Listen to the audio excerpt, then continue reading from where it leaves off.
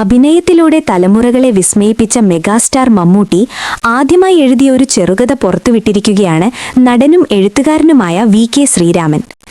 സുഹൃത്തുക്കളുടെ വാട്സാപ്പ് ഗ്രൂപ്പിലാണ് മമ്മൂട്ടി തന്റെ ആദ്യ കഥ പങ്കുവച്ചതെന്ന് ശ്രീരാമൻ പറയുന്നു. ആ കഥ ശ്രീരാമൻ ഫേസ്ബുക്കിൽ പോസ്റ്റ് ചെയ്തതോടെയാണ് ഇത് പുറം ലോകമറിഞ്ഞത്. മമ്മൂട്ടി എഴുതിയ ആ കഥ ഇതാണ്. വനത്തിലെ ആദിവാസി ഊരിലാണ് ഷൂട്ടിംഗ്. അഭിനയിക്കാനായി പരിശീലനം സിദ്ധിച്ച 3 പിടക്കോഴികളെയും ഒരു പൂവൻ കോഴിയെയും കൊണ്ടുവന്നിട്ടുണ്ട്.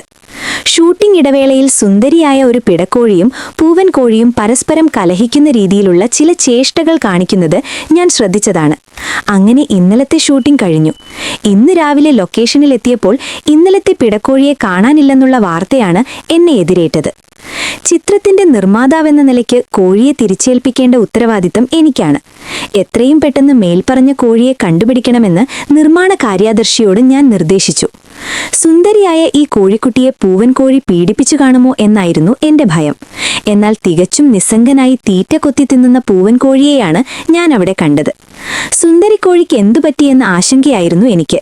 അവളുടെ തൂവലുകളുടെ ചന്തവും കോഴിനടയും കൊക്കുമെല്ലാം എന്റെ മനസ്സിലൂടെ കടന്നുപോയി. ഷൂട്ടിങ്ങിന് കൊണ്ടുവന്ന ഒരു കറുത്ത പട്ടിയെ എനിക്ക് സംശയമുണ്ടായിരുന്നു. അവനെങ്ങാനും ഇരുട്ടിന്റെ മറവിൽ തട്ടിയതായിരിക്കുമോ? അങ്ങനെ പലതും ചിന്തിച്ച് കുറേ നേരം ഞാൻ അങ്ങനെ ഇരുന്നു.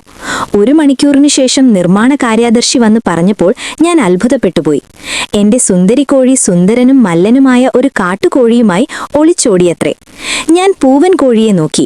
അവന്റെ നിസ്സംഗതയുടെ അർത്ഥം നഷ്ടബോധമാണെന്ന് എനിക്ക് മനസ്സിലായി. Shot ready.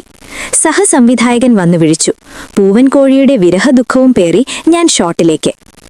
ഏതായാലും മമ്മൂക്കയുടെ ആദ്യ കഥ സോഷ്യൽ മീഡിയയിൽ വൈറലായി മാറുകയാണ്. ഈ വാർത്ത ഇഷ്ടമായാൽ സബ്സ്ക്രൈബ് ചെയ്യൂ. സൈബർ വിലാസം മീഡിയ നെറ്റ്വർക്ക്.